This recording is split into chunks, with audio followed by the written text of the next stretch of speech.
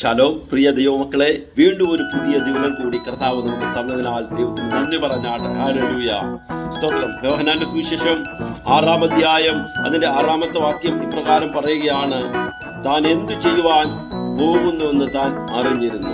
യേശു എന്ത് ചെയ്യുവാൻ പോകുന്നുവെന്ന് ആരാ അറിഞ്ഞത്? ശിഷ്യന്മാരല്ല അറിഞ്ഞ്, യേശു അറിഞ്ഞിരുന്നു. യോഹന്നാന്റെ സുവിശേഷം 6-ാം അധ്യായത്തിൽ നമുക്ക് അറിയാം എന്താ അവിടെ നടക്കുന്നത്.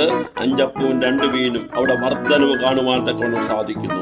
ഞാൻ നിങ്ങളെ നോക്കി ആത്മാവിൽ പ്രവചിച്ചു പറയുകയാണ്, ഹല്ലേലൂയ, യേശുവിന് നിങ്ങളെ കുറിച്ചൊരു പദ്ധതിയുണ്ട്. അല്ല, യേശുവിന് നമ്മളെ കുറിച്ചൊരു പദ്ധതിയുണ്ട്.